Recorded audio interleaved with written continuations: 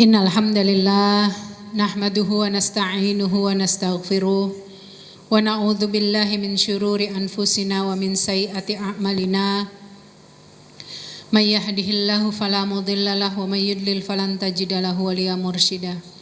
Rabbi shrah li sadri wa yassir li amri wahlul 'uqdatam min lisani yafqahu qawli. Rabbana zidna ilman nafi'an warzuqna fahman wasi'an.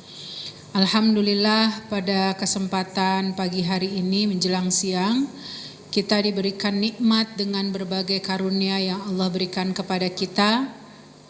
Semoga ini menjadi sarana bagi kita untuk senantiasa selalu bersyukur menghadapi apa yang ada di depan kita, dan ini menjadi sebuah pembuktian bahwa la in syakartum la azidannakum wa la in kafartum inna adzabi lasyadid. Alhamdulillah, pada pagi hari ini kita kembali mencoba berdiskusi. Ya, kita diskusi aja. Kalau ngobrol satu arah tuh nggak enak gitu. Nanti kita coba diskusi untuk memahami fenomena yang banyak terjadi di belahan dunia berkaitan dengan child free. Bagaimana fenomena yang muncul ini dari generasi-generasi muda yang justru punya keinginan kebebasan yang sangat luar biasa, yang menyebabkan mereka itu tidak ingin digeluti, tidak ingin dicantoli, tidak ingin direpoti oleh orang-orang lain selain dirinya atau pasangannya. Karena itulah dari fenomena ini banyak sekali akan kita dapati permasalahan-permasalahan yang dalam konteks ini Islam perlu memberikan sikap. Ya. Karena banyak hal yang muncul, dampak dari hak asasi manusia, dampak yang muncul karena mungkin perundang-undangan yang ada, kebebasan yang ada, tapi tetap kita sebagai seorang muslim mempunyai pemahaman yang utuh bagaimana agama kita membawa nilai-nilai yang utuh pula dalam menerapkan hidup keluarga. Karena itu para muslimah yang dirahmati Allah, tidak ada di dunia ini orang yang punya keinginan sebetulnya harusnya mana dia? Mati?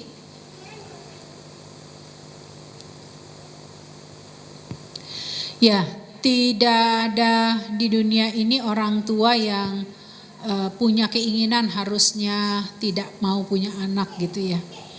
Tapi ternyata kenyataannya justru ada, di mana mereka beranggapan bahwa ada fenomena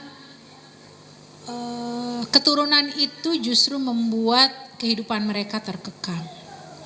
Kehidupan itu membuat mereka harus disibukkan dengan hal-hal yang akhirnya mereka tidak merdeka, tidak berleluasa gitu ya. Nggak jarang ada juga di antara para muslimah ya yang punya cita-cita walaupun sudah menikah, nanti deh kita programkan aja punya anak setelah beberapa tahun ke depan gitu. Ya, kalau itu masih mending. Tapi ada juga mereka yang betul-betul tidak punya keinginan untuk memiliki keturunan, dan ini dampaknya luar biasa ya.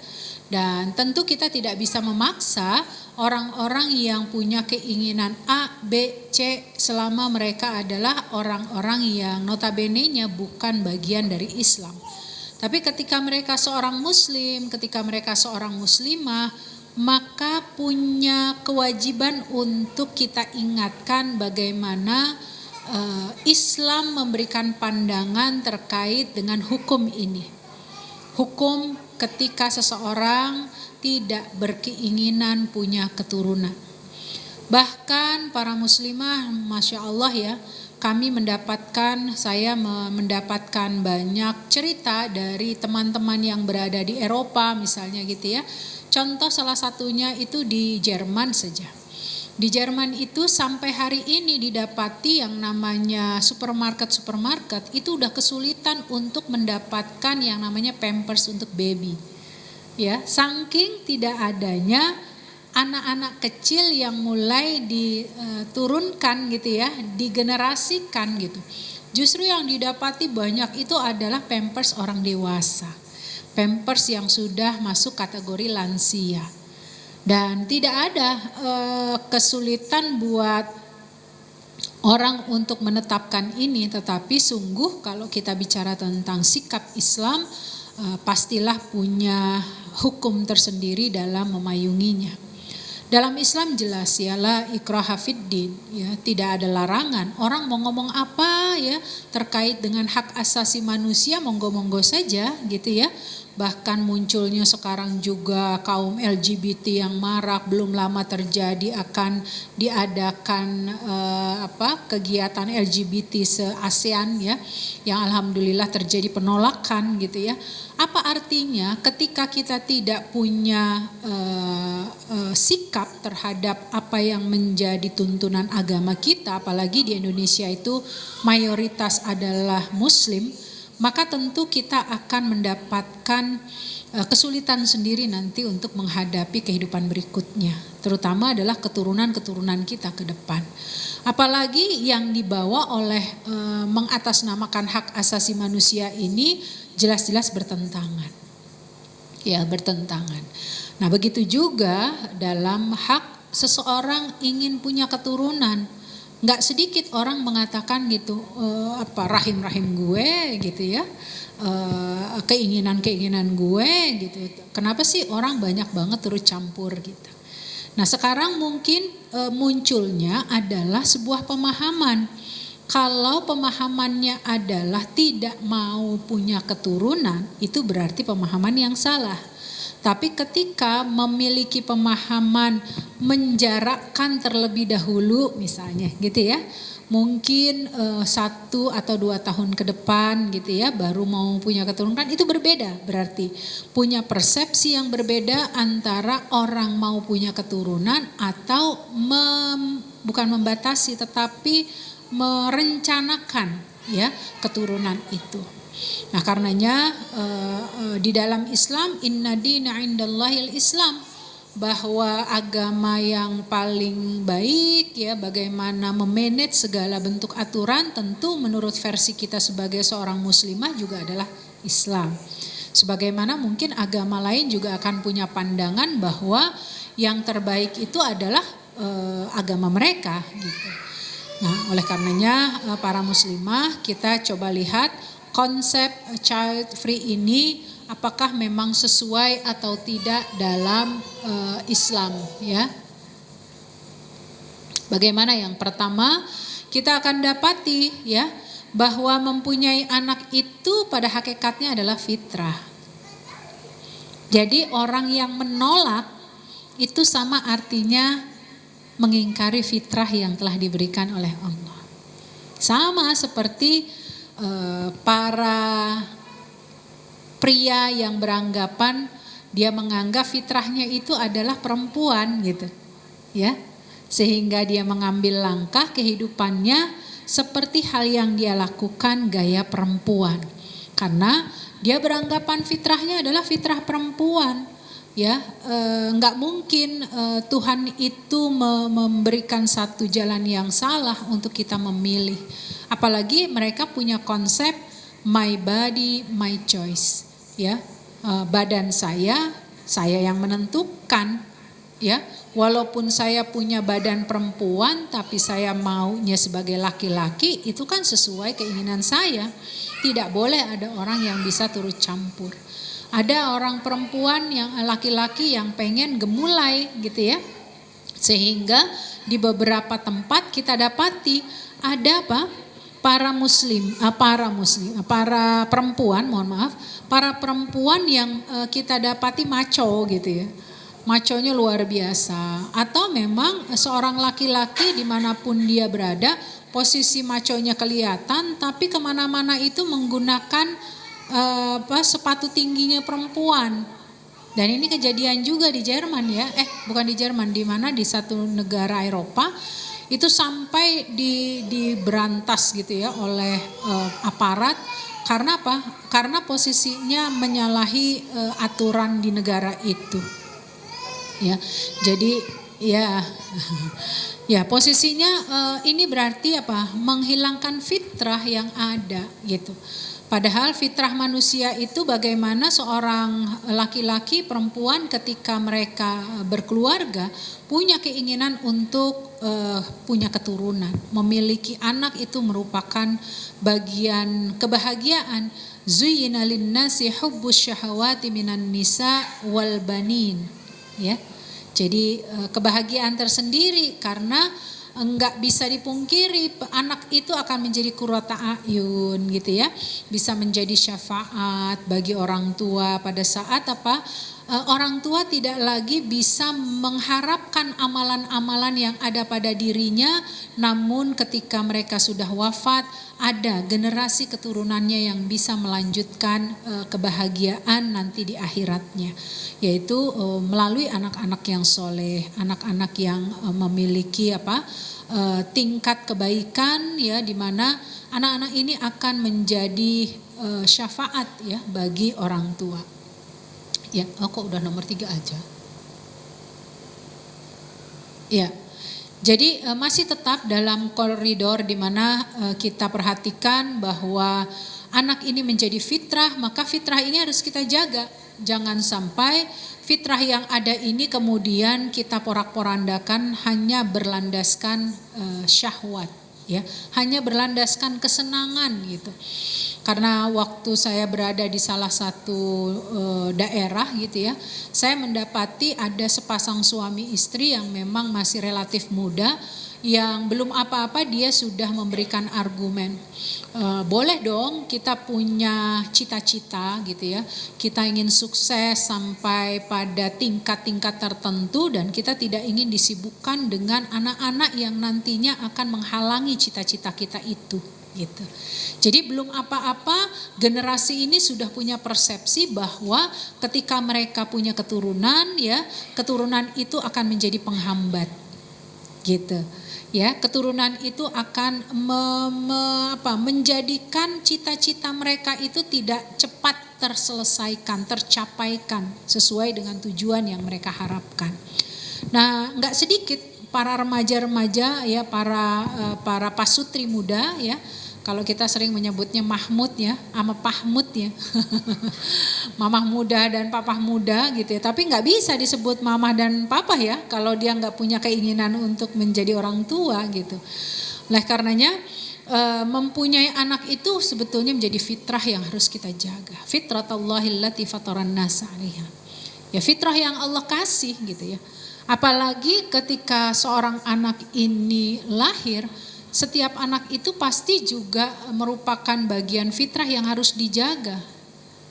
Ya, fitrah yang harus dijaga sehingga keberadaan mereka itu akan memberikan ketenangan bagi orang tua, itu akan muncul dengan sendirinya. Ya, pasti bagi kita yang sudah berkeluarga dan punya keturunan merasakan itu gitu ya, merasakan bagaimana Allah jadikan pasangan kita ya, kemudian anak keturunan kita itu menjadi sesuatu yang indah dipandang gitu ya. Zuyyina linnas ya. Zuyyina itu kan sesuatu yang indah ya. Zinah itu artinya sesuatu yang indah gitu. Ya, bukan berarti berzinah itu menjadi indah gitu. Tapi zinah di sini adalah zuyyina, untuk memberikan gambaran apa yang ada di hadapan kita, baik itu pasangan hidup kita, keturunan kita gitu ya, harta, itu sesungguhnya dapat membuat hati dan jiwa kita senang gitu ya.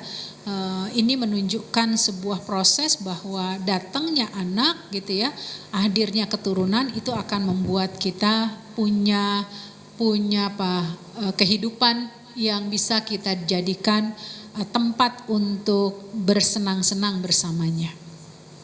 Maka yang kedua digambarkan bahwa memiliki keturunan gitu ya merupakan bagian ya sunnah yang harus ditunaikan oleh para orang tua. Karena memiliki anak dan mendidiknya dengan baik itu merupakan kewajiban yang harus ditunaikan, ya. Maka wajar banyak para wanita, para ayah muda gitu ya, yang mereka punya harapan tersendiri kalau mereka punya anak maunya digimanain gitu ya. Karena setiap orang tua itu pasti menjadi teladan pertama untuk anak-anaknya. Ya kalau memang orang tuanya itu terbiasa dengan senang olahraga, ya pasti anaknya yang akan dibawa kepada arah di mana kesenangan orang tuanya. Begitu juga ketika orang tua yang perempuan misalnya senang masak, diajarilah anak-anaknya masak gitu ya. Dengan kesenangan-kesenangan ini mereka akan membawa ibaratnya aliran kesenangan yang dimiliki oleh orang tua mengalir kepada anak. Itu secara fitrahnya akan dirasakan, walaupun itu pendidikan non formal. Ada pendidikan-pendidikan formal yang harus menjadi lazim dilakukan oleh orang tua, walaupun non formalnya tidak duduk langsung di hadapan bangku sekolah. Apa itu? Masalah pembelajaran akidah, pembelajaran akhlak. Itu harus menjadi domainnya orang tua dalam memberikan pembelajaran dan pendidikan. Nah, bagaimana mungkin ada seorang laki-laki, seorang perempuan, dia bisa menjadi guru, dia bisa memahami orang lain yang memiliki keturunan, sementara dia tidak menjalani itu, gitu, ya. Jadi perlu dipahami ini. Banyak orang-orang yang ketika dia berhadapan dengan anak-anak dia tidak sabar, kemudian dia tidak mampu untuk menjaga emosinya. Kenapa? Karena dia tidak berhadapan langsung, ya. Ya, kalau sebagai seorang ibu tentu saja, ya makanya kalau ada seorang ibu yang dia tega sampai membunuh anaknya misalnya gitu ya, mengaborsi keturunannya sendiri ya, sampai bahkan dibuang ke laut, sampai dibuang ke tempat sampah, itu adalah orang tua yang diracuni oleh setan gitu ya. Orang tua yang diberikan nafsu lebih dominan di ruang lingkupi oleh kemaksiatan. Sehingga tidak berpikir bahwa anak keturunannya ini akan diminta pertanggungjawaban oleh Allah Subhanahu wa taala. Nah, berangkat dari sini kita harus pahami akhwati fillah bahwa yang namanya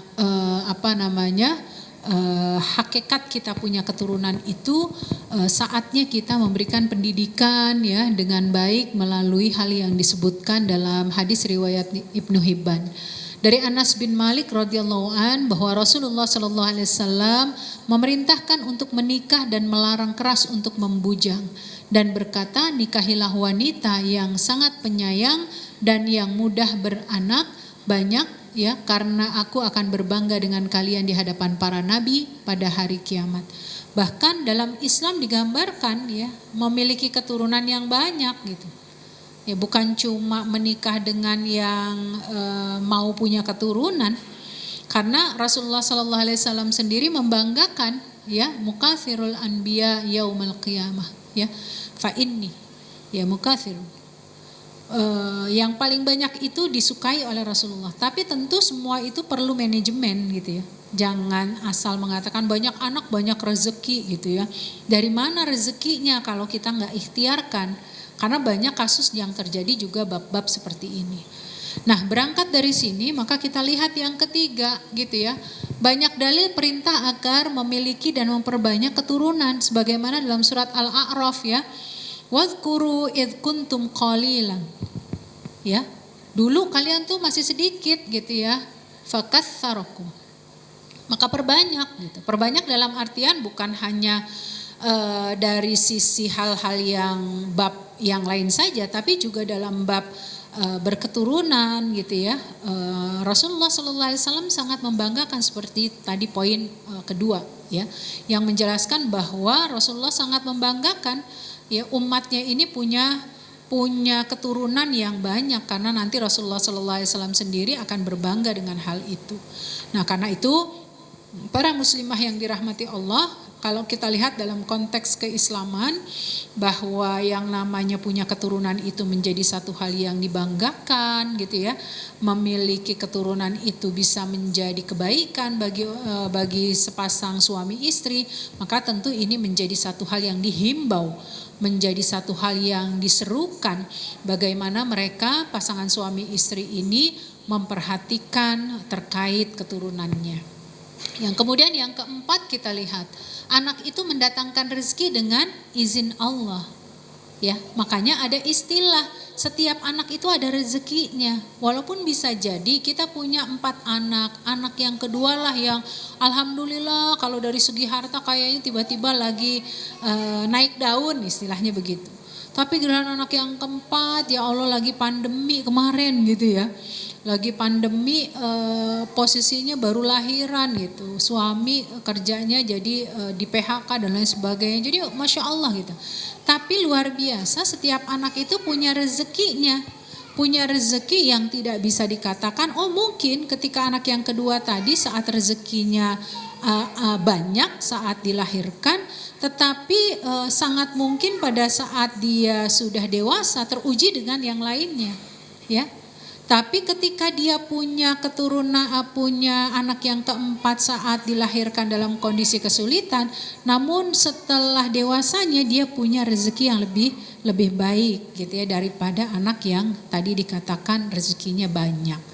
Nah, oleh karena itu Allah sendiri mengingatkan kepada kita di dalam surat surat Al-Isra ya ayat 31, wala taqtulu auladakum khasyata imlak. Nahnu narzukuhum wa iyyakum inna qatlahum kana hit'an kabira. Kata Allah Subhanahu wa taala, dan janganlah kamu membunuh anak-anakmu karena takut kemiskinan. Kamilah yang akan memberi rezeki kepada mereka dan juga kepadamu. Sesungguhnya membunuh mereka adalah satu dosa besar, satu hal yang dianggap tidak manusiawi, ya. Kenapa? Karena untuk masalah rezeki itu sesuatu yang ada di ranahnya Allah gitu, bukan di ranah manusia.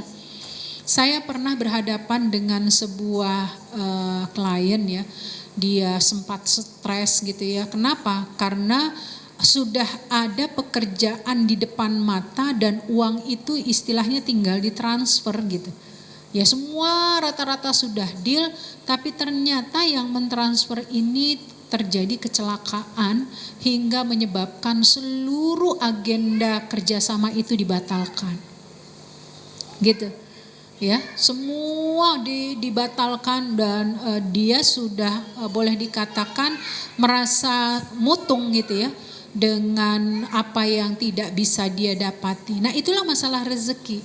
Ya, bahkan yang sudah di tangan saja bisa lepas gitu ya. Karena itu mengapa Umar Ibnul Khattab selalu berdoa, Allahumma ja'alid dunya fi aidina wa la taj'alid dunya fi qulubina. Ya Allah, jadikanlah urusan dunia ini ada dalam genggaman tanganku gitu. Jangan jadikan urusan dunia ini ada dalam hati. Karena sesuatu yang ada di tangan itu akan mudah dilepas. Kita redo-redo aja. Kita punya uang 50.000, kita bisa bertahan gak selama 10 bulan? Jangankan 10 bulan, 5 menit aja udah langsung habis. Mau buat ongkos, mau buat ini kan gitu. Pasti habis dan kita udah harus bersiap melepas itu. Tapi kalau itu sesuatu yang ada di hati, akan sekalipun dia terlepas, dia akan selalu diingat. Ya contoh, di mana kita mungkin pernah punya kesempatan kehilangan sesuatu. Anggaplah kehilangan baju, kehilangan uang sekalipun, kecopetan misalnya. Itu susah banget ngilanginnya. Pasti ada aja yang keinget. Ih kalau. Jadi pakainya kalau gitu. Kalau aja dulu gak kecopetan, kalau aja. Karena apa? Urusan dunia itu ketika sudah ada di dalam hati sulit banget untuk melepasnya. Nah itulah berkaitan juga dengan masalah rezeki anak. Rezeki anak itu sudah Allah atur masing-masingnya, jangan sampai membuat kita berperilaku berbeda terhadap masing-masing anak, dan juga jangan sampai merendahkan anak. Sebab kamu nih, rezeki papa misalnya seret dan lain sebagainya. Inilah banyak di hadapan kami melihat beberapa kasus yang terjadi, enggannya sepasang suami istri memiliki keturunan karena mereka takut akan jaminan itu. Padahal asuransi yang kita punya juga nggak bisa ngejamin 100%. Buktinya kalau ada asuransi jiwa yang bisa memperpanjang umur manusia, bisa menjamin masuk surga, saya pertama daftar. Tapi kenyataannya nggak ada kalau untuk masalah jiwa, ya. Karena apa? Untuk masalah yang namanya kehidupan, kematian, itu semua hak vetonya Allah. Nah begitu juga seorang anak. Nggak ada anak di muka bumi ini yang mau dilahirkan, ya. Kalau bukan karena kehendak Allah.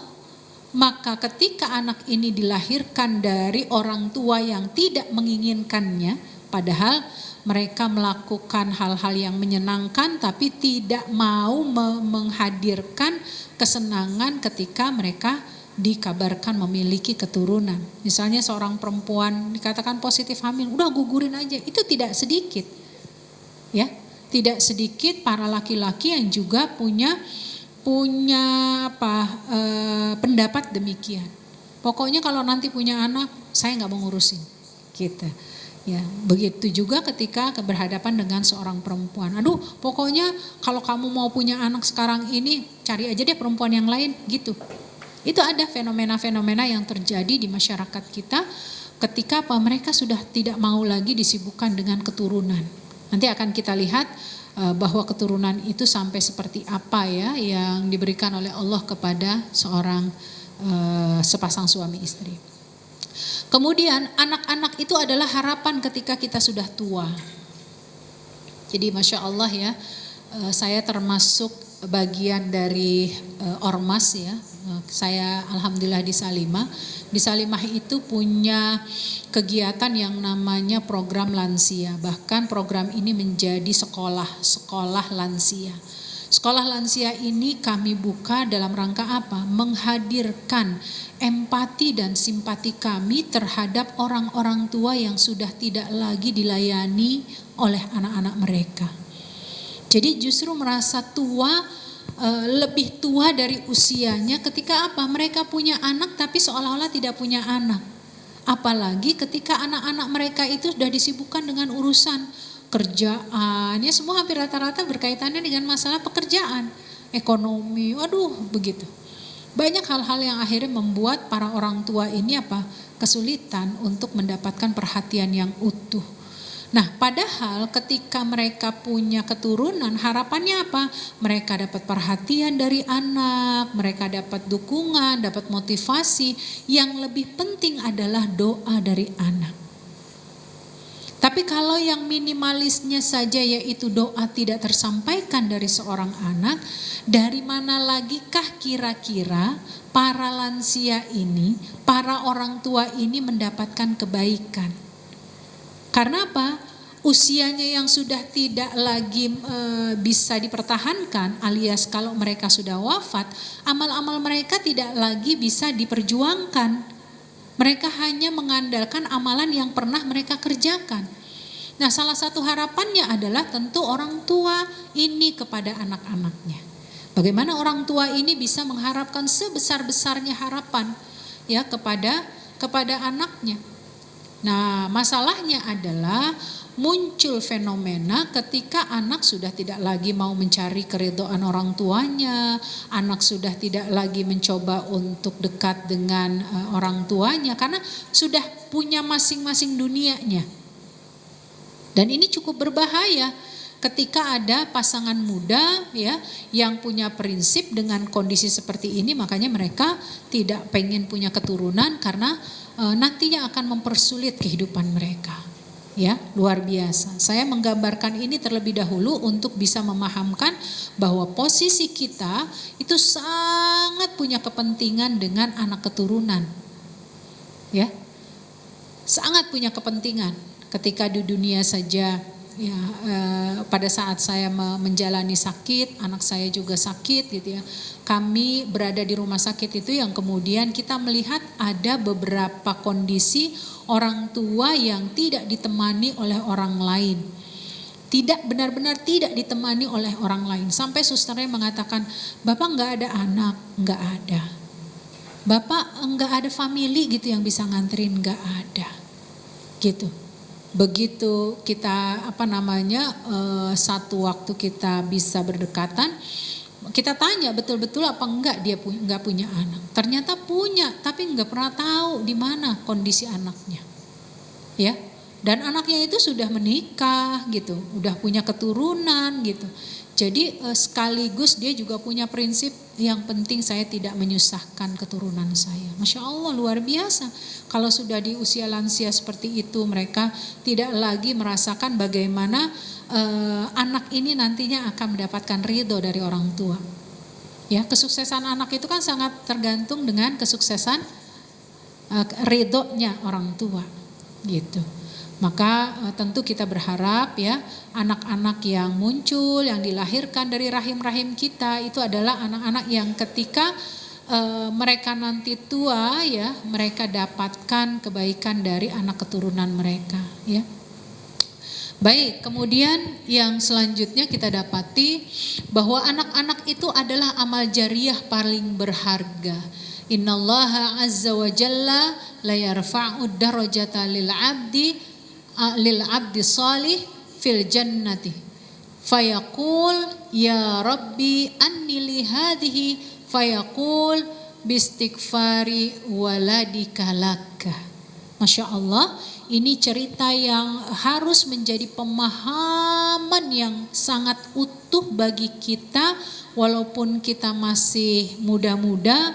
Ada juga mungkin yang belum berumah tangga, tapi harus punya cita-cita bahwa satu saat kita akan mendapatkan kebaikan dari anak keturunan kita. Karena tidak semua amal-amal kebaikan kita itu bisa mengangkat derajat kita. Tapi keberadaan anak-anak yang soleh, keberadaan anak-anak yang memiliki ketaatan kepada Allah, mereka itulah yang akan mampu mengangkat seorang ayah, seorang ibu hingga derajat mereka dimuliakan oleh Allah. Wajar akhirnya di dalam hadis ini kita dapati, sungguh Allah benar-benar mengangkat derajat seorang hamba yang soleh ke surga. Sehingga orang yang soleh yang diangkat oleh Allah ini bertanya, Ya Rob, bagaimana ini bisa terjadi? Dia nggak nyangka kalau amal-amalnya itu kalau dia bisa berada pada derajat yang tinggi gitu. Tapi apa kata Allah Subhanahu wa taala? Sebab istighfar anakmu kepadamu ya, sebab istighfar anakmu untukmu lah yang menyebabkan engkau dimuliakan. Jadi berarti ada kebutuhan yang diharapkan oleh orang tua dari keturunannya yang senantiasa mendoakannya, menghadirkan doa-doa terbaik kepada orang tuanya. Makanya beristighfar. Ya. Istighfar ini akan bisa diucapkan oleh anak keturunan. Gitu. Ya, untuk orang tuanya yang nantinya akan dihadapkan dengan sebuah perjuangan di yaumil hisab, di mana belum tentu dia bisa berhasil, namun bisa Allah izinkan berhasil sebab istighfar dari anak-anaknya yang tidak pernah putus. Ya, pernah sekali waktu diceritakan dalam sebuah kisah Rasulullah Shallallahu Alaihi Wasallam ya menceritakan sebuah kisah tentang ada beliau melihat di dalam fenomena di kubur ya di alam barzah. Ya, beliau diperlihatkan kepada satu kisah saat ada istilahnya makanan gitu ya, yang kayak dibagikan kayak kita ngasih makan ikan gitu kan, tiba-tiba pada ngumpul pada makan gitu ya. Semua itu berduyun-duyun mendatangi tempat makan itu gitu ya. Ini orang-orang yang sudah wafat. Tapi ada Rasulullah lihat seorang laki-laki yang dia tetap berdiam di tempatnya tanpa ngeriung sama dengan yang lainnya. Sampai akhirnya ditanyakan, sebab apakah engkau tidak ngeriung seperti yang lain? Gitu. Maka laki-laki ini menjawab, sungguh aku sudah mendapatkan makananku lewat anak-anakku yang senantiasa mendoakan kepadaku.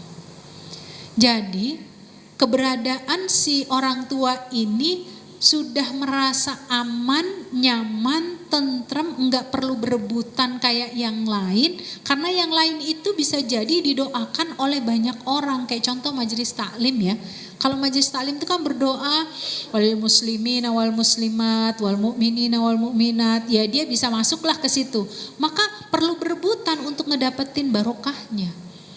Tapi jika ada kekhususan seorang anak yang kemudian dia mampu menghadirkan nama orang tuanya, menghadirkan wajah orang tuanya, itu ibarat kata di alam barzah orang tua tuh gak perlu berebutan dengan yang lain. Karena dia sudah apa? Sudah ngedapetin makanan yang mengenyangkannya sehingga dia tidak perlu berebutan. Jadi terbayangkan oleh kita betapa pentingnya kita memiliki keturunan yang soleh, yang solihah, supaya apa? Kita nggak pernah meninggalkan doa-doa terbaik kita untuk orang tua. Nah sekali waktu si bapak ya, seorang laki-laki ini dilihat ngikut berebutan. Maka Rasulullah SAW bertanya kembali, kenapa kalau dulu kamu nggak berebutan, sekarang berebutan? Sungguh saat ini anakku sudah wafat dan tidak ada keturunannya. Jadi dia harus apa? Mengambil keberkahan dari doa-doa dari yang lain. Karena keturunannya sudah tidak ada lagi, sudah terputus.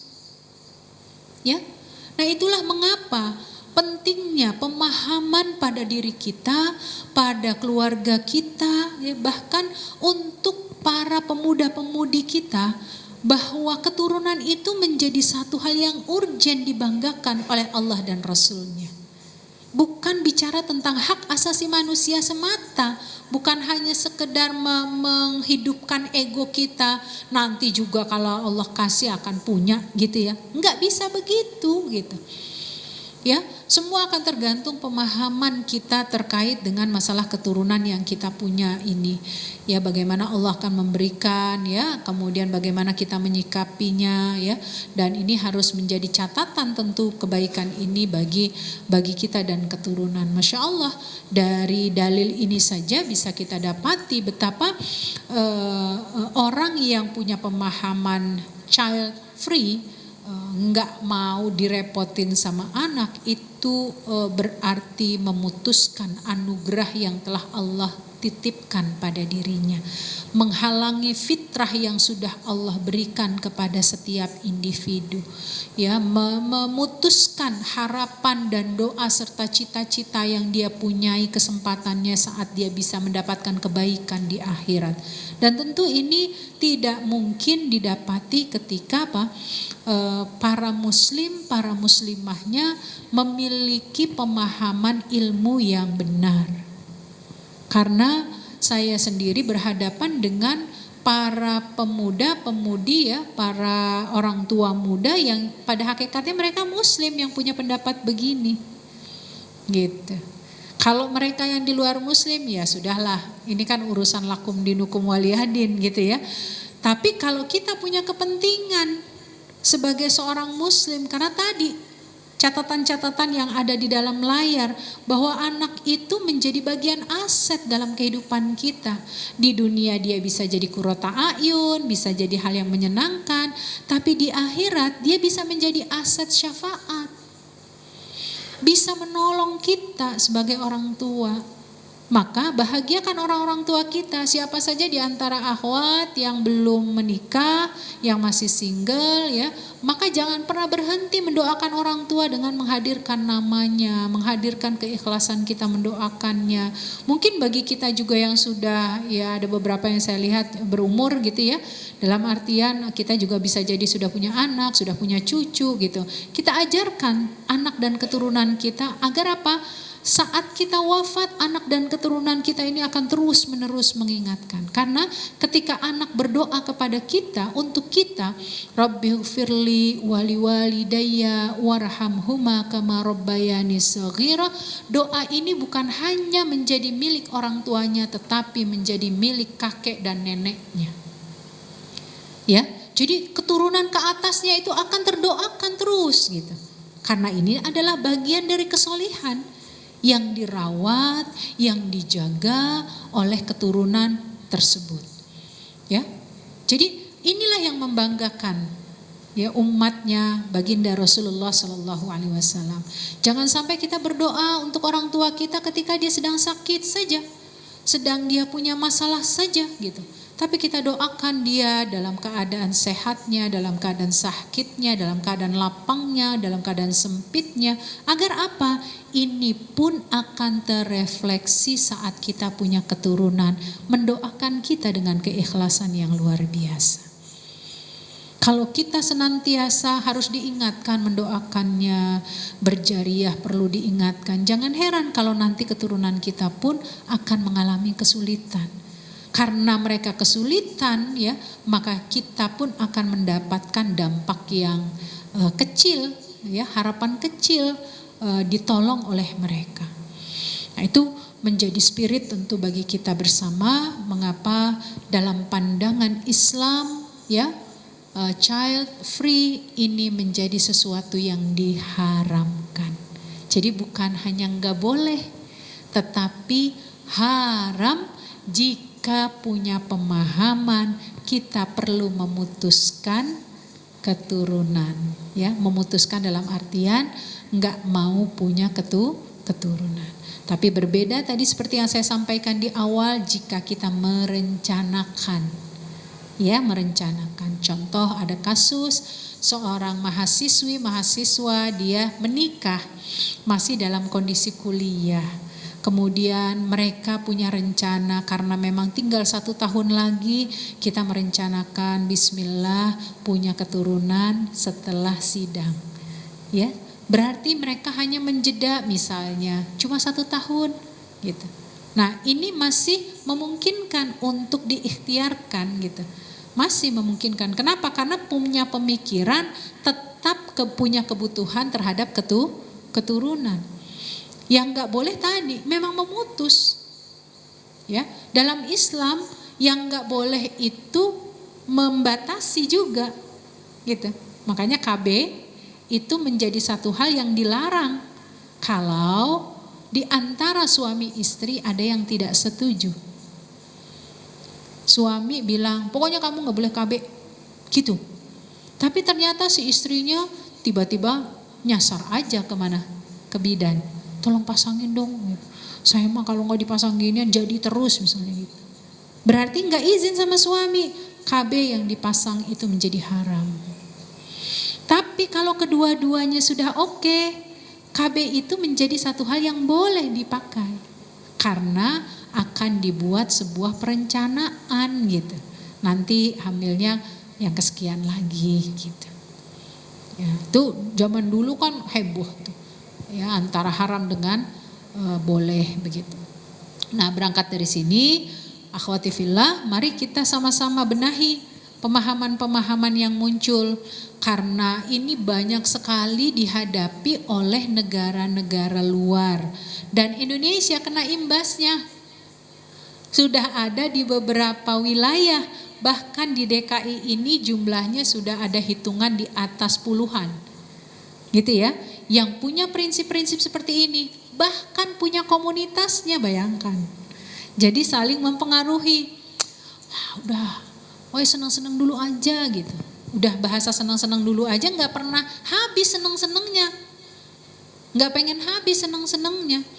Makanya akhirnya ketika mereka berhadapan dengan usia tua, mereka berhadapan dengan usia yang sudah tidak lagi bisa dibantu oleh orang lain, tidak ada orang lain yang mampu membantunya.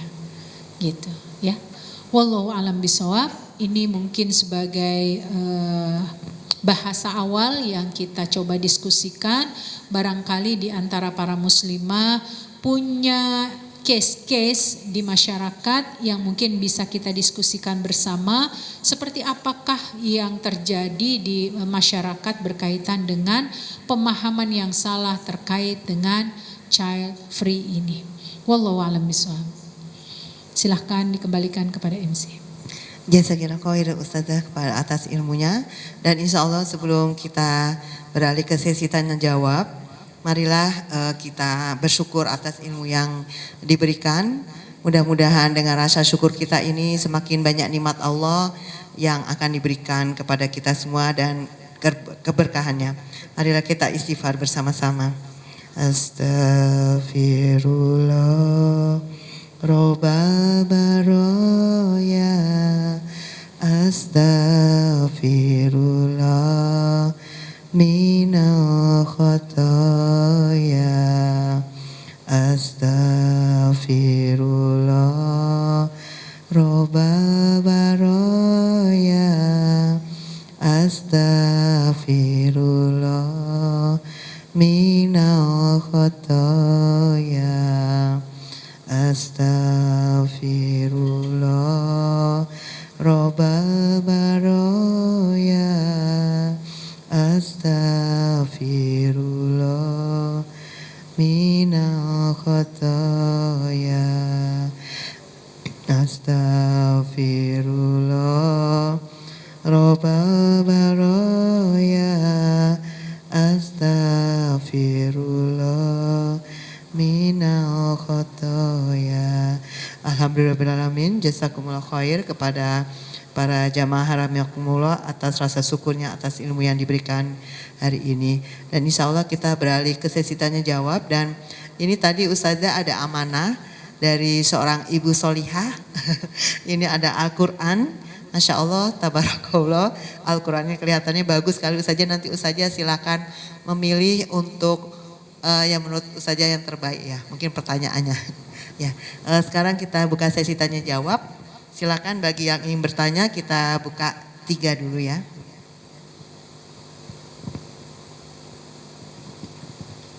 Ya, Assalamualaikum warahmatullahi wabarakatuh. Ya Ustazah, saya dengan Dina izin bertanya, kalau di luar negeri itu kan banyak orang yang menerapkan surrogate mother ya atau ibu titipan. Nah jadi kan kalau pasangan tersebut menerapkan surrogate mother dalam sisi child free, mereka sebenarnya nggak pengen child free, tapi kalau dari sisi mereka proses mengandung, melahirkan, jadi pasangan tersebut hanya ingin ibaratnya si istri biar fisiknya tetap oke, tapi ingin tetap punya anak, jadi menerapkan surrogate mother. Pertanyaannya itu apakah surrogate mother termasuk child free dan bagaimana pandangan Islam tentang itu, karena kan dia merusak nasab kayak gitu saja. Jazakallah.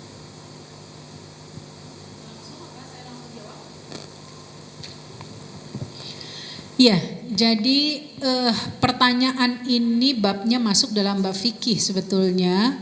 Dan tentu fikihnya fikih kontemporer berkaitan dengan peminjaman rahim. Dan ini sempat terjadi, peminjaman rahim ini mulai ketika tahun 1993 atau 94. Jadi waktu saya ke Mesir itu lagi viral dan itu juga di Jerman. Ya, kejadian pertama kali di Jerman, maka muncullah hukum yang harus memayungi. Karena biar bagaimanapun yang mengandung kan bukan laki-laki, yang mengandung perempuan walaupun digunakan sperma orang lain yang dititipkan di tempatnya.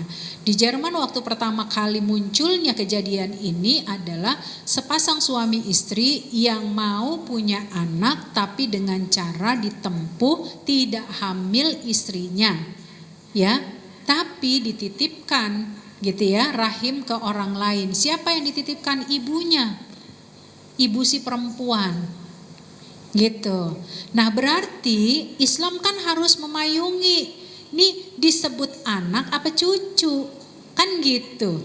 Sementara jika sperma itu dititipkan di dalam rahim seorang mertua, ini posisinya jatuhnya berzinah atau bukan, karena janin ini akan berkembang. Ketika berkembang spermanya benar dari si laki-laki, sel telurnya benar dari si ibu gitu ya. Tapi pertumbuhan makannya, sel darahnya itu dari si neneknya, dari si ibu yang dititipin gitu. Maka muncullah hukum bahwa peminjaman rahim itu menjadi hukum zina. Gitu. Nah bertolak dari ini dia nggak masuk dalam bab child free. Karena toh dia masih punya keturunan, hanya saja dia tidak ingin disibukkan dengan berat badannya, nggak mau kesibukan mual-mualnya kan gitu. Tapi hukumnya tetap sama, haram. Dua-duanya haram, nggak boleh gitu. Apalagi kalau yang dititipin adalah wanita lain kan itu. Nah ini sama ibu mertuanya sendiri saja nggak boleh gitu ya. Apalagi dengan orang lain. Ya kalau emang mau mendingan nikah aja. Ya sama orang yang mau punya anak gitu. Jadi ambil dari anak dari perempuan yang siap punya anak, walaupun dia punya istri dari yang pertama itu yang nggak mau punya anak gitu. Walaupun ini pemahaman yang salah tentu seperti itu. Namun intinya kalau tadi bicara tentang penitipan rahim ya atau yang disebut dengan suragen tadi, bahwa posisi ini dalam Islam dianggap perzinahan. Itu ya. Monggo pertanyaan kedua. Bismillahirrahmanirrahim. Ustazah, jadi terkait child free ini kan kalau di sosmed dia gerakannya lumayan masif gitu ya Ustazah. Karena ada salah satu influencer gitu yang dia terus berkuar-kuar tentang child free ini. Dan saya lihat tidak sedikit yang terpengaruh gitu Ustazah, terutama anak-anak generasi milenial. Nah apakah kita memang harus ikut adu argumentasi di sosmed gitu. Karena pergerakannya lumayan masif Ustazah, baik di Instagram maupun di YouTube. Itu yang pertama. Lalu yang kedua Ustazah, tadi terkait poin nomor 4, terkait rezeki tentang anak. Ini banyak juga ternyata prinsip tentang child free tentang ini gitu. Banyak yang beralasan saya nggak mau punya anak, takutnya nanti nggak bisa ngasih materi gitu yang baik untuk pendidikannya dan segala macam karena sekarang apa-apa mahal gitu seperti itu. Nah kita kan sebagai seorang muslim harusnya percaya gitu ya bahwa Allah yang menjamin, tapi sebagai manusiawi nggak sih Ustazah, terkadang dalam prakteknya kita tetap ada rasa cemas gitu, ntar biayanya dari mana ntar dan segala macam, terutama mungkin kayak di awal-awal tahun baru, ajaran tahun baru sekolah sekarang ya Ustazah, uang buku lah, uang seragam dan segala macam. Mohon penjelasan dan pencerahannya Ustazah, terima kasih. Ya semoga Allah mudahkan untuk segala urusan. Yang pertama berkaitan dengan maraknya di sosial media. Jika kita punya kemampuan, serang. Kita punya tugas untuk itu. Masalahnya kita nggak ada ilmunya, kita cuma nggak bisa berkomentar apa-apa, justru kita dilemahkan. Nah disitulah memang sebaiknya kita punya ilmu yang bisa kita gunakan untuk menyampaikan ya kebaikan-kebaikan itu. Jadi fungsi sosial media itu jangan sampai yang maksiat aja yang tergemboskan, yang kebaikan juga harus diviralkan gitu. Supaya apa? Supaya menyeimbangkan kemaksiatan ini yang sedikit demi sedikit harus terpudarkan. Mau hilang sama sekali belum tentu bisa, tapi paling tidak terkurangi gitu. Ya sekarang ini kan makin maraknya luar biasa kemaksiatan yang akhirnya menjadi satu hal yang biasa. Kan ada istilah ya yang mengangkat yang tabu untuk layak diperbincangkan, mengangkat yang tabu untuk layak diperbuat gitu. Ya akhirnya apa? Yang maksiat itu jadi satu hal yang biasa gitu. Dan tetapi sesuatu hal yang disyariatkan menjadi sesuatu hal yang dianggap maksiat gitu. Gak apa-apa kalau menurut saya jika kita punya ilmunya, kita punya komen-komen yang bisa dipertanggungjawabkan, lakukan. Ya, karena itu mudah-mudahan menjadi amal jariah kita. Kemudian yang kedua berkaitan dengan poin keempat ini. Nah itulah yang banyak terjadi. Kenapa banyak terjadi? Minimnya pemahaman agama sejak dini. Ya, maka bagi para akhwat-akhwat yang masih muda-muda ini, pelajari agama sebaik-baik pembelajaran. Rabbi zidni ilman warzuqni fahman. Bukan hanya kita menuntut ilmu, tapi bagaimana Allah rezekikan kita, karuniakan kita pemahaman yang baik. Orang banyak kok yang jadi profesor, jadi doktor, tapi mereka menolak hal-hal yang baik ini. Maka kita minta bukan cuma banyak ilmu, minta sama Allah, zidni ilman warzuqni fahman. Menjadi orang yang diberkahi ilmunya dengan rezeki yang mampu memberikan pemahaman bagi diri dan orang lain. Nah, ini berarti apa? Kerja keras bagi seorang ayah dan ibu untuk memberikan pembelajaran, pendidikan kepada anak-anaknya sejak dini. Kamu gak boleh takut bahwa rezeki itu Allah yang atur. Kamu gak boleh khawatir karena urusan rezeki itu bukan di tangan bosmu, bukan di tangan bos gitu ya, bukan di tangan direkturmu misalnya. Tapi kamu harus yakini kamu bekerja dengan ikhlas, Allah kasih rezeki yang memang menurut aturan Allah sesuai dengan kapasitasmu. Itu harus. Ya, jadi kalau kita bicara tentang ini tahun ajaran baru, anak-anak harus sekolah. Ini kalau mereka berpikir positif, sudah sesuatu yang harus dilewati gitu. Berarti harus ada mapping nabung kan gitu. Kalau bicaranya pas hari H-nya emang susah. Tapi kita berharap apa?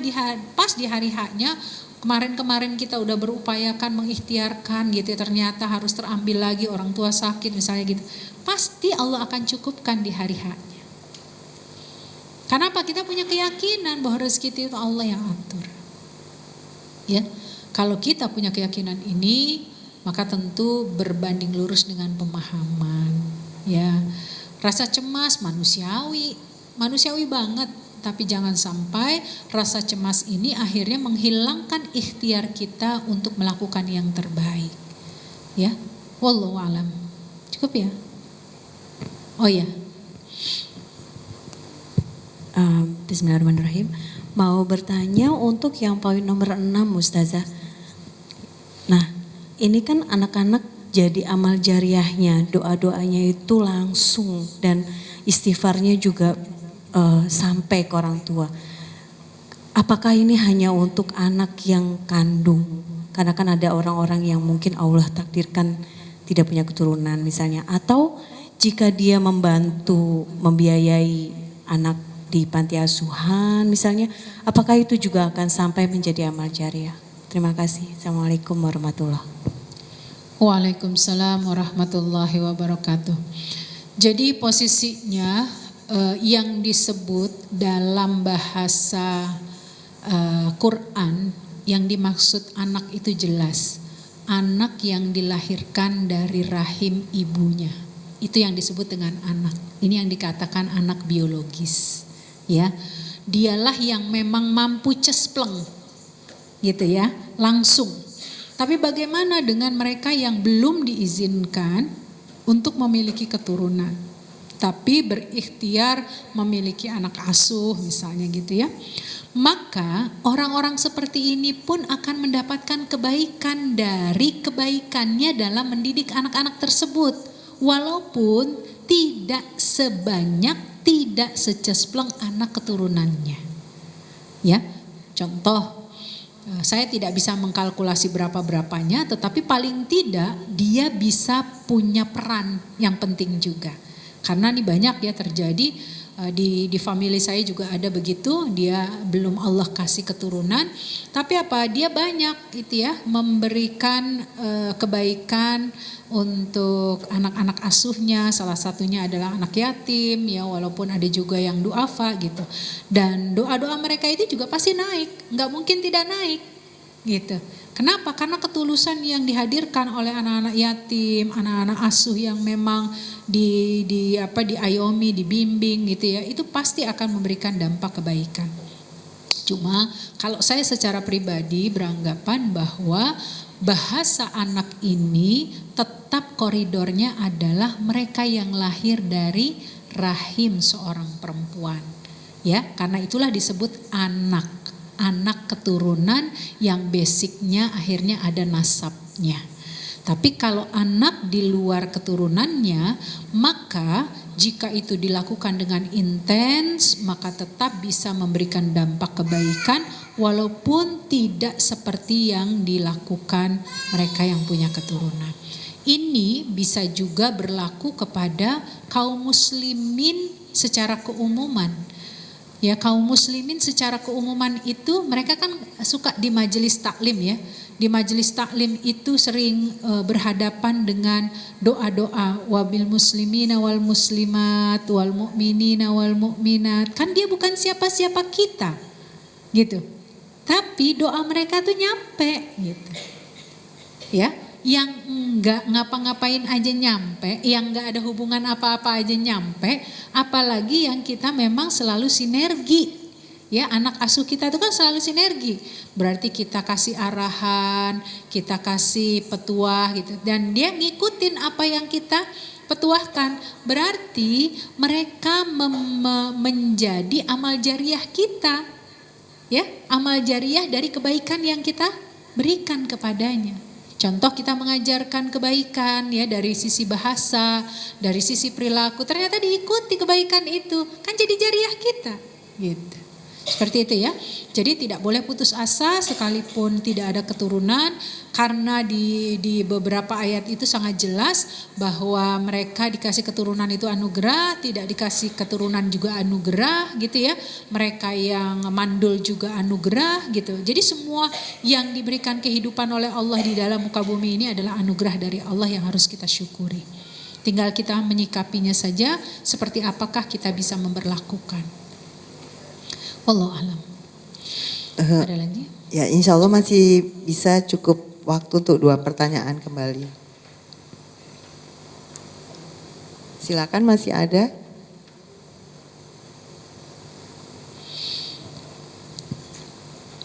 Tadi di sebelah sana kayaknya ada deh. Iya. Ayo yang mau bertanya. Mic-nya. Mic-nya tadi Ibu. Oh, sudah. Monggo. Siapa yang mau tanya? Kalau enggak ayo kita pulang.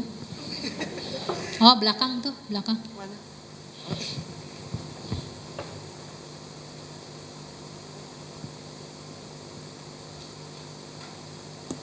Assalamualaikum warahmatullahi wabarakatuh.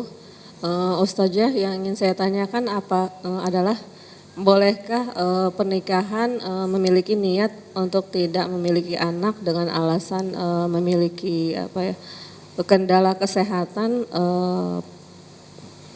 untuk vonis dokter itu tidak bisa sembuh seumur hidup, terus khawatir penyakitnya itu akan turun kepada anak yang nanti akan dilahirkan. Itu aja. Assalamualaikum warahmatullahi wabarakatuh. Waalaikumsalam warahmatullahi wabarakatuh. Ya, vonis dokter itu ikhtiar manusia. Tapi skenario Allah itu sesuatu yang lebih baik pasti. Dan ini terjadi ya kepada saudara saya.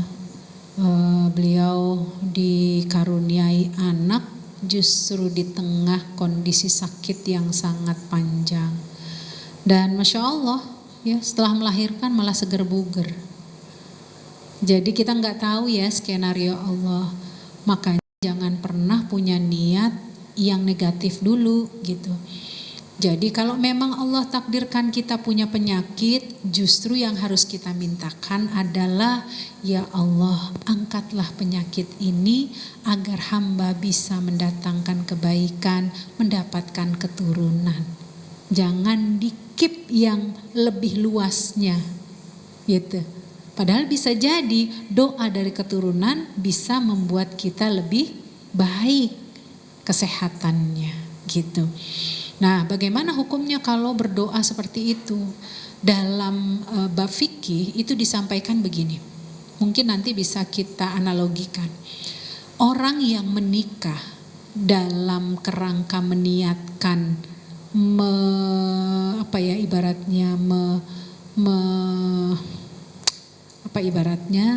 merusak atau ingin menyakiti. Nah, persisnya itu.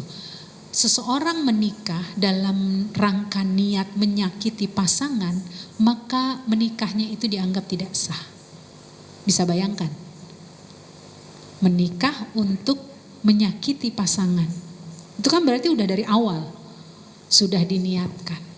Kalau saya boleh menganalogikan tadi, ketika seseorang menikah menganalogikan nggak mau punya keturunan itu sama juga dengan kondisi mengharamkan dirinya punya keturunan gitu. Jadi sebaiknya tidak perlu diniatkan gitu. Justru harusnya bagaimana mengendorse, memotivasi gitu ya. Kalau dalam perjalanan akhirnya nggak punya keturunan, ya qadarullah gitu. Tapi jika ada keturunan terus aja berikhtiar. Satu cerita lagi. Ini adalah mantan-mantan narkoba yang salah satu pasangannya itu terkena HIV. Dan Masya Allah luar biasa ya, mereka berdua bertaubat kepada Allah sebesar-besarnya taubat. Sebesar-besarnya taubat. Tapi sang suami udah terkena HIV. Jadi apa yang mereka lakukan dengan taubat nasuha yang mereka kerjakan, mereka mengupayakan mengedukasi masyarakat agar tidak terjerumus pada narkoba, bla bla bla gitu ya, jangan sampai terjerumus pada HIV dan lain sebagainya. Dilalahnya, kan kalau orang HIV sebaiknya enggak hamil ya, hamil dia, gitu, ya. Tapi sepanjang jalan hidupnya itu dia berdoa dalam tahajud-tahajudnya. Ini kalau saya mendapat cerita beliau ini, saya selalu menangis gitu. Karena kita sering undang dan akhirnya terinspirasi terus gitu ya. Terus berdoa sama Allah, ya Allah, jika janin ini Engkau berikan kebaikan untuknya, maka jauhkan penyakit kami untuknya. Masya Allah, sampai sedemikian besarnya harapan gitu. Walaupun secara biologis kan tadi akan menjadi keturunannya. Ya kan orang diabetes, diabetes. Hipertensi, hipertensi. Kan seolah-olah udah pakem gitu. Tapi apa yang terjadi begitu anak ini lahir, dites, tidak ada sedikit pun setitik pun terkena jangkitan itu. Sampai akhirnya anaknya berusia 1 tahun dites lagi untuk bisa melihat apakah benar ada benih-benih yang belum terdeteksi. Alhamdulillah sekarang ini anaknya udah berumur 8 tahun. Ini kisah real. Ya. Kisah real anak didik dari Dr.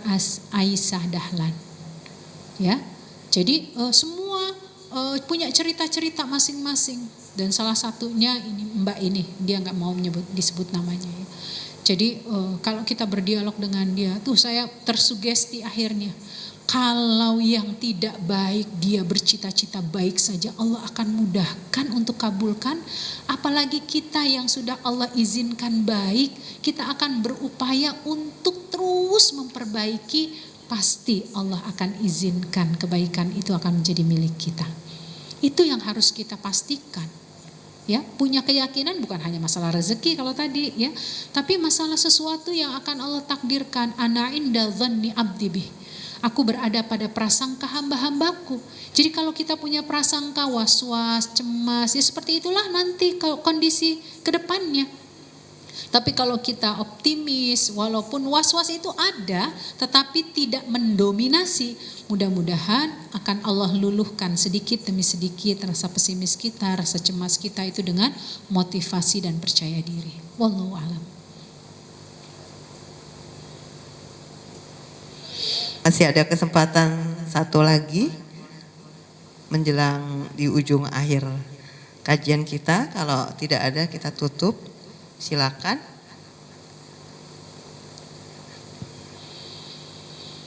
Ya, masih ada?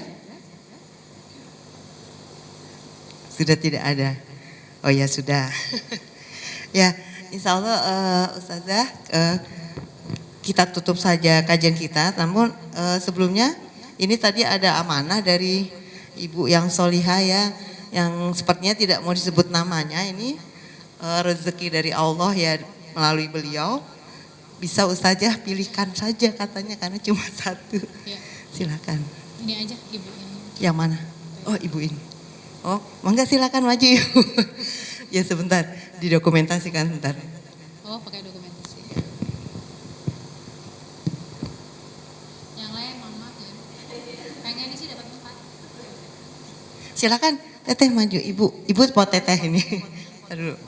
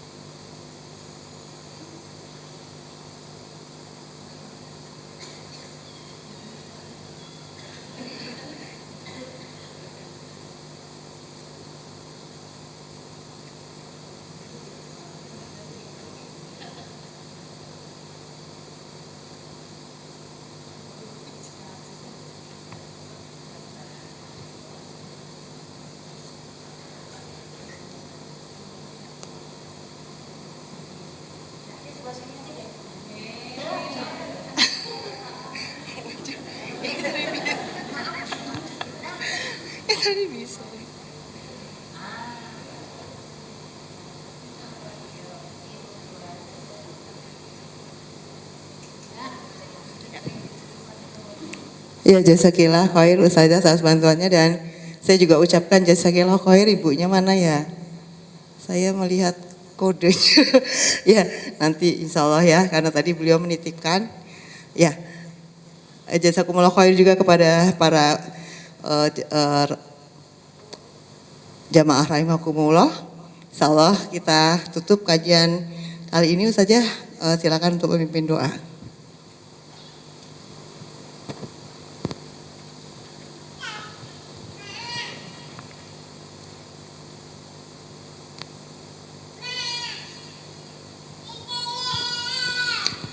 Marilah sama-sama kita berdoa, mengangkat kedua tangan kita, menundukkan hati kita, sehingga Allah jernihkan pikiran kita, yang mudah-mudahan dengan kehusyuan yang nanti akan kita sampaikan di hadapan Allah, menjadi doa-doa yang diistijabah oleh Allah Subhanahu wa Ta'ala.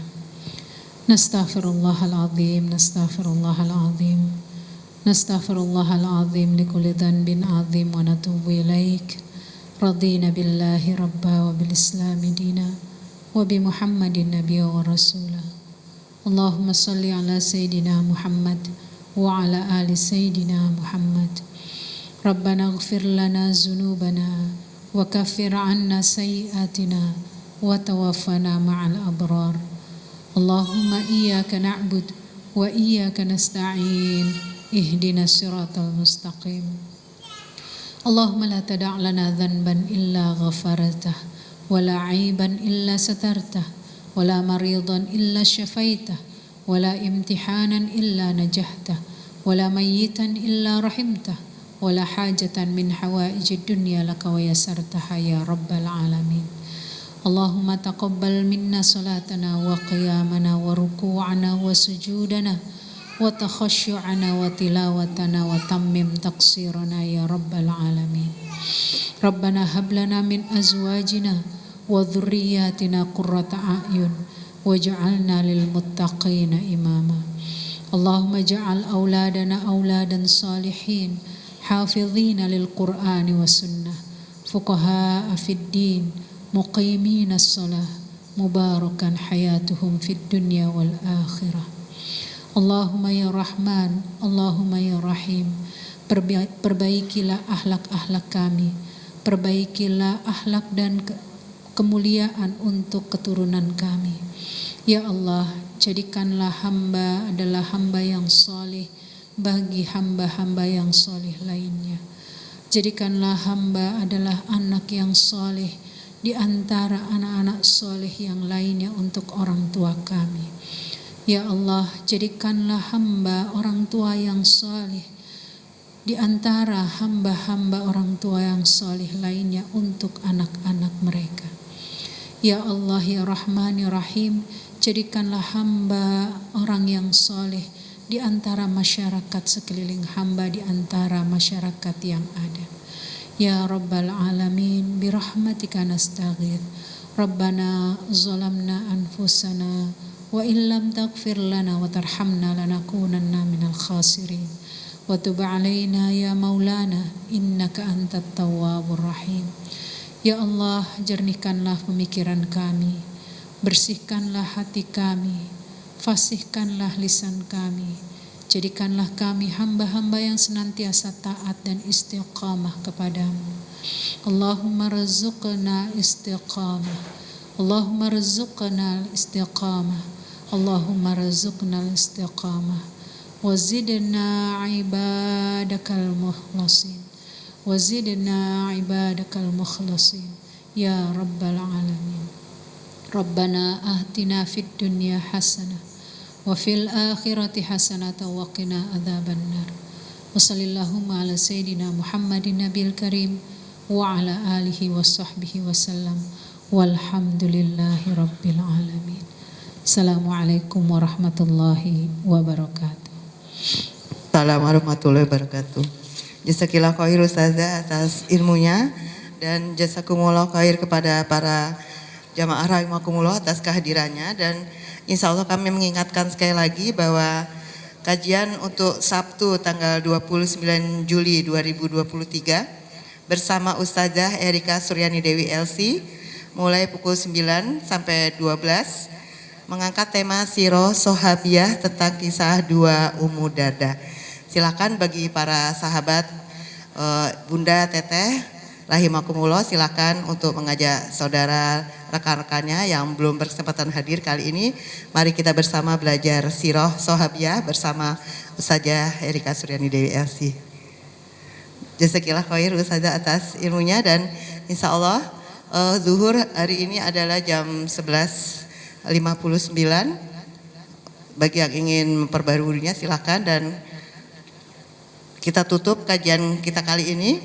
Kita bersyukur kepada Allah Subhanahu wa taala, dan sekali lagi saya ucapkan ya, mungkin ini tadi saya sekilas ya melihat Bunda Solihah tadi yang menitipkan amanah.